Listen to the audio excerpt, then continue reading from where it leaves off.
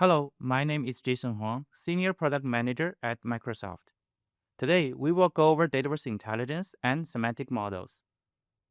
We want to start with a quote here from one of our customers, a global consulting company that captures the ask perfectly. They said, "We want to give these AI agents a dictionary, so they answer questions the same way as our business users expect, like how a new hire learns definition during the onboarding process." This is a super valid and very common request. And to us, that dictionary is about how agents can better understand your business data. Here's the catch. When we look at the customer's data model, especially for Dynamics customers, it is complex. Data model has evolved over many years with a lot of customization layer on top of it. This is a common pattern we see. Customers prefer to append a new column or add new data rather than delete or update what's already there. So over time, you end up with a lot of stale or no longer valid data. When an agent queries directly over the data, all of that extra noise and complexity is exactly what makes the agent fail to give a good response.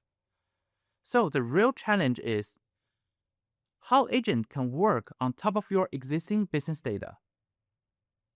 So, what should we do to help agents and what we can learn from the system? Now, let's think about how your employees actually act with your business data today. They are not querying Dataverse table directly.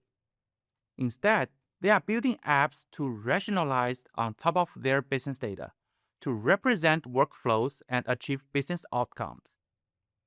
You create a form to define the user interface that people use to interact with a single record in a model-driven app. Using a named customizable layout that controls which columns appear, organized into sections and tabs to allow users to view, enter, or edit data. You also create a list of views to define how a list of the records for a table is displayed in the app. Using a saved configuration to control which columns appear, what is ordered with the sorting, and filter logic to determine which records are shown. Then, when you interact with the app, the log tells which record is being most recent viewed and most recent used. All of that structure carries real meaning. It tells you how people think about the data, what actually matters, and how things are organized.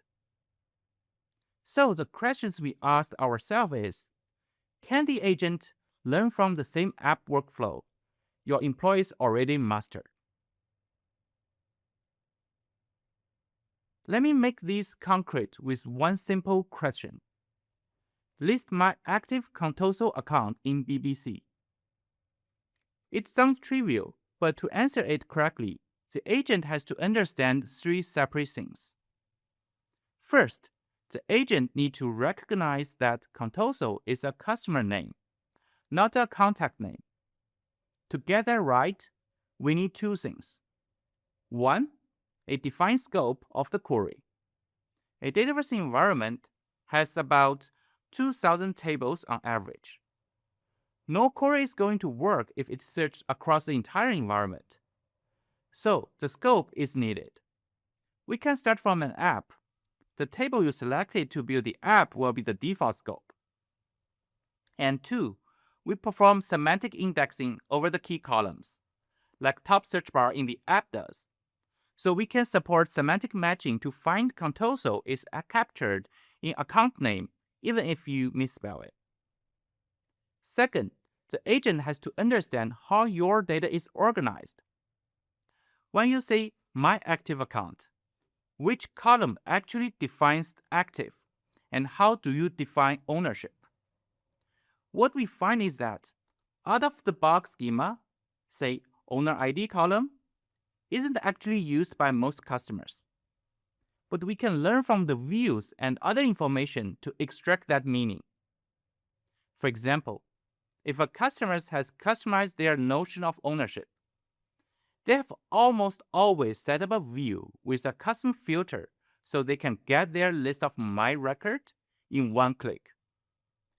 That view tells us what they mean. Third, the agent must know your company vocabulary. And this is information we simply cannot extract from the system. Customers provide the domain knowledge directly.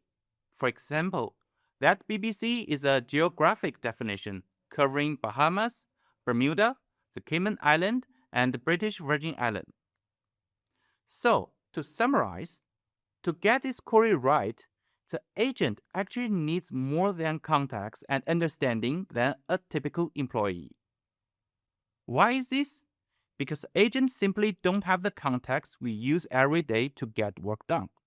So, this brings us to what we are announcing today, the Dataverse semantic model.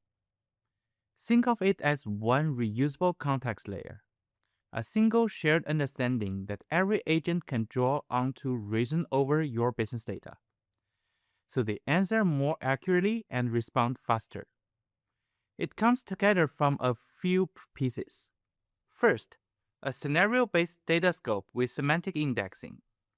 Rather than letting an agent loose on whole environment, you point it at the right slice of the data, and we index the key columns so it can match terms semantically. Second, auto-generated and configurable signal from your business system. We derive the understanding for you. Table and column descriptions, the meaning encoded in your views, your forms, and their display values, your top sample data, and your table relationship. That pool of signals keep expanding as we improve the model. Third, your own business glossary. This is where you add the vocabulary that system cannot infer on its own, your terminology in your own words. And fourth, configure once, use everywhere. You build a model once, and it is consumed across different agents and MCP servers. We understand you want control, and the control we give you isn't just one big on-off switch. Let's dive in a bit. First, you can fine-tune each detail inside the semantic model. At the signal type level, you can turn specific signals on or off across all tables. Say, schema information is fine, but sample data would run against your security compliance. You can disable sample data globally. And at the table level, if one particular table is sensitive, you can switch off semantic understanding for just that table. Second, remember, your environment has grown over time, so a lot of what's there is stale. You don't want the agent to learn from all of it. This is your item, level control in action. And it's the answer to all that legacy noise. You can mark things to be ignored, like legacy views and stale relationships that shouldn't be used at all for the agents. And third, there's a manual entry point for additional context, the glossary. This is where you add a business vocabulary that system signals simply cannot infer on their own. You use it to clarify the terminology that lives in your Dataverse tables, so the agent understands what your users are actually asking. The same example from a moment ago, your company vocabulary in your own words. Now, let's start with a real example. This is my active account inside the Sales Hub. And look at the filter behind it. Owner equals current user and the status equal active. That is out-of-box definition of the ownership. And we know you will have your custom logic. For example, here is one example of customer's ownership. You need to join 3 additional tables with territory classification to define the ownership. Agents need to know and apply the filter correctly to answer basically any questions. So you want to manually give the instruction to the agent. On the right side is the instruction you will need. Imagine how hard it will be to write it down, and you cannot guarantee it is going to work. We will start from a modern-driven app experience. In the M Street 5 Copilot sidecar, when you ask a question, list my account, it is able to find first coffee. Let's see how that works. There's a view called My Active Accounts. It is out-of-box view. It uses owner and status to define ownership. So you get first coffee. But think of you have your own definition. Your business is defined by the coverage table. So you need one additional drawing to get the right ownership definition. This is a key concept the agent needs to know. Now let's go to the semantic model. Find the one tied to your experience. We will start using the view summaries. Under here, you can find the specific view that will be helpful. And the one you think is no longer valid, you can deselect. Select the right one, and save the configuration, kick off the regeneration. With a change, when you ask the same question again in the same chat window, it starts to pick the right view, using that information to give you the right answers.